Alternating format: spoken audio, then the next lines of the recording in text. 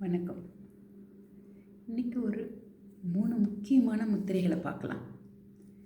இந்த முத்திரைகளை யார் வேணாலும் செய்யலாம், எல்லாருக்கும் நல்லது. ஆனால் பொதுவாக மற்றவர்களுக்கு வைத்தியம் பார்க்குறவங்க,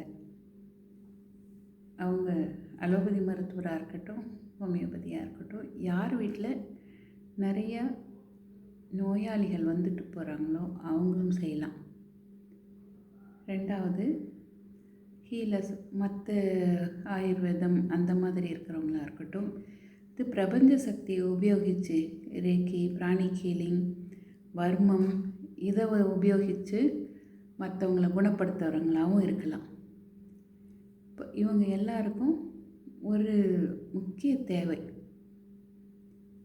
மனதளவில் நோயாளிகளுக்கு கூட மனசளவில் ஓவராக அளவுக்கு அதிகமாக அவங்க கூட ஒரு ஈடுபாடு இருந்து எந்நேரம் அவங்கள பற்றி கவலைப்பட்டுட்டே இருந்தோம்னா நம்மளுடைய சக்தி குறைஞ்சிக்கிட்டே போகும்.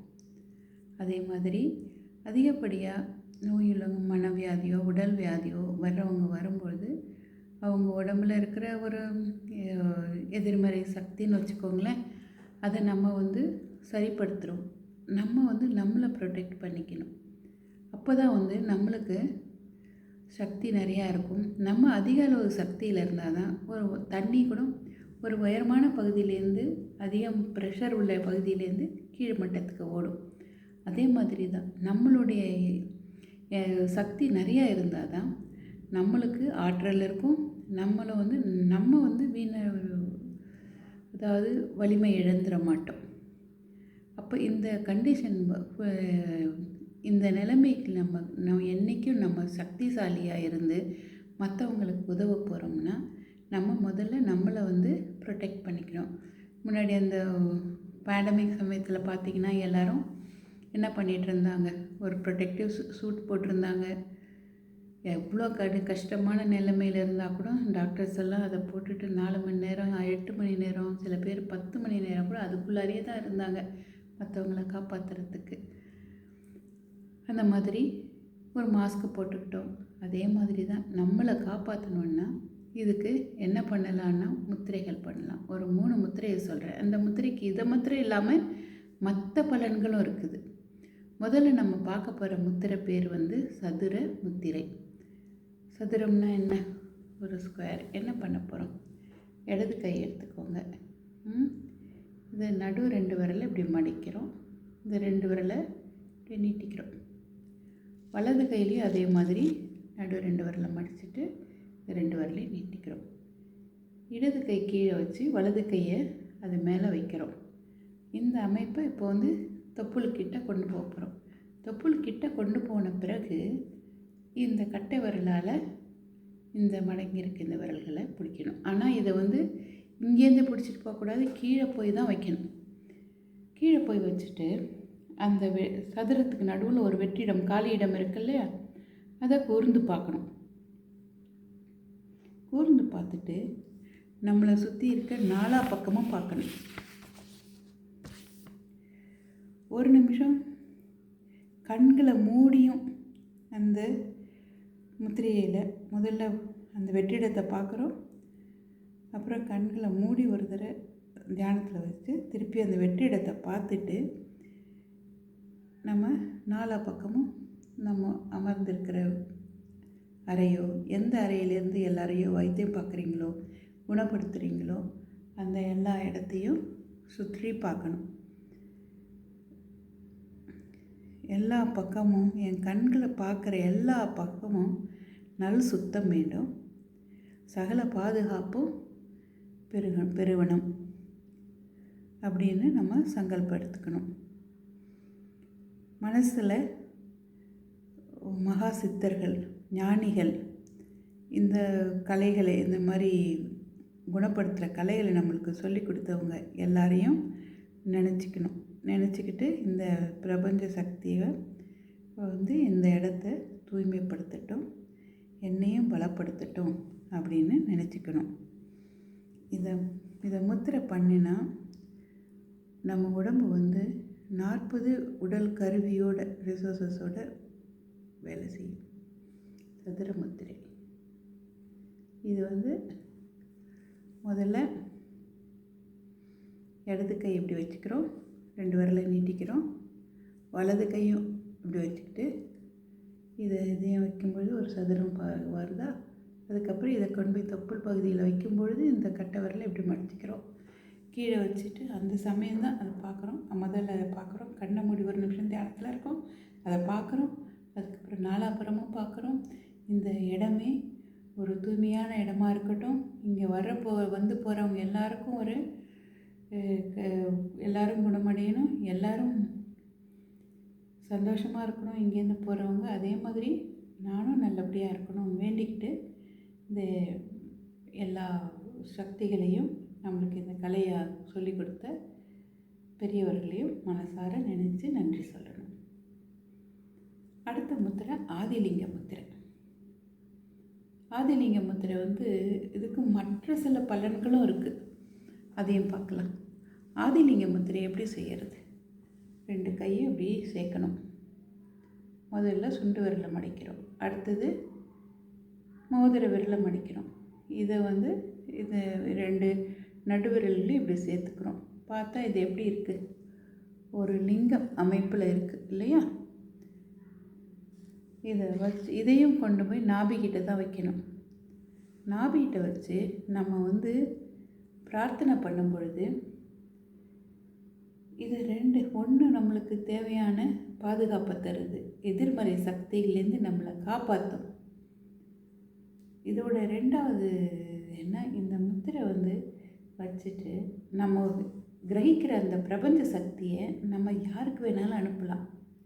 ரிமோட்டில் நம்ம தூரத்துலேருந்து அவங்களுக்கு உடம்பு குணமாகணும்னு வேண்டிட்டு அமைச்சா அந்த சக்தி அவங்கள போய் சேரும்.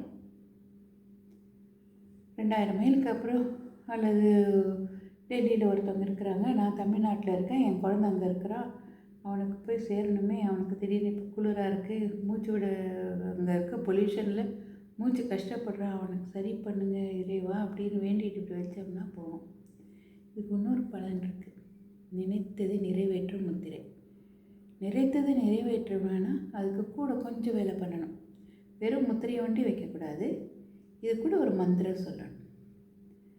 மந்திர உச்சரிப்பு, அதாவது ஒலியும் மனசில் ஒரு இன்டென்ஷன் வேணும். அதாவது ஒரு சங்கல்பம் எடுத்துக்கிறோம், அடுத்தது ஒலி உச்சரிக்கிறோம், அடுத்தது கற்பனை பண்ணணும். நம்ம நினைக்கிறது நடந்துட்டதா கற்பனை பண்ணணும். கற்பனை பண்ணி நன்றி சொல்லணும். இந்த முத்திரையை வச்சு செய்ய போகிறோம். இதுக்கு 3 ஃபங்க்ஷன் சொன்னேன்ல. 1 எதிர்மறை சக்தியிலேருந்து நம்மளை பாதுகாக்குது, நம்மளுடைய ஆற்றலை அதிகரிக்குது. 2வது நம்ம இதில் வர சக்தியை நம்ம யாருக்கு வேணாலும் அனுப்பலாம். எவ்வளோ தூரத்தில் இருந்தால், அமெரிக்காவில் இருந்தாலும் அனுப்பலாம், ஜப்பானில் இருந்தாலும் அனுப்பலாம். அவங்களுக்காக வேண்டிக்கிட்டு இப்படி முத்திரையை வச்சு இந்த சக்தி, பிரபஞ்ச சக்தியானது இறைவா அவங்கள ஜப்பானில் இந்த இடத்துல இருக்கிறவங்களுக்கு, இந்த கஷ்டத்தில் இருக்காங்க, அவங்களுக்கு போய் குணப்படுத்தணும்னு சொன்னால் அவங்களுக்கு குணமாகும். இதெல்லாம் நான் அடிப்படையில் நேர்லேயே பார்த்துருக்கேன்.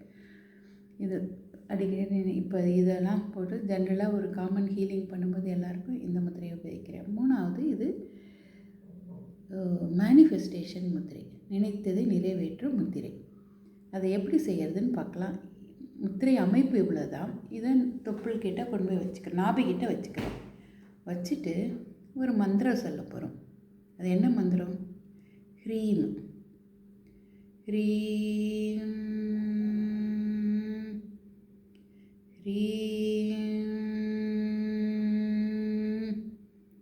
ஹ்ரீம். 3 தடவை இல்லை, 36 தடவை சொல்லணும். பெரியவங்க சொல்லியிருக்காங்க, அதனால் அதை சொல்கிறேன். இது சொன்னால் நான் சொன்னது மாதிரி முதல்ல ஒரு இன்டென்ஷன், மனசில் ஒரு எண்ணம், இது எனக்கு நடக்குது, நடந்து முடிச்சு தான் நடந்து, அதை ஒரு கற்பனையில் கொண்டு அதுக்கப்புறம் இந்த முத்திரையை வச்சுக்கிட்டே நம்ம அதுக்கு ஒரு எனர்ஜியை கொடுக்குறோம். அந்த மாதிரி எனர்ஜியை கொடுக்கும் பொழுது சொன்னால் நம்ப மாட்டீங்க, செஞ்சு பாருங்கள்.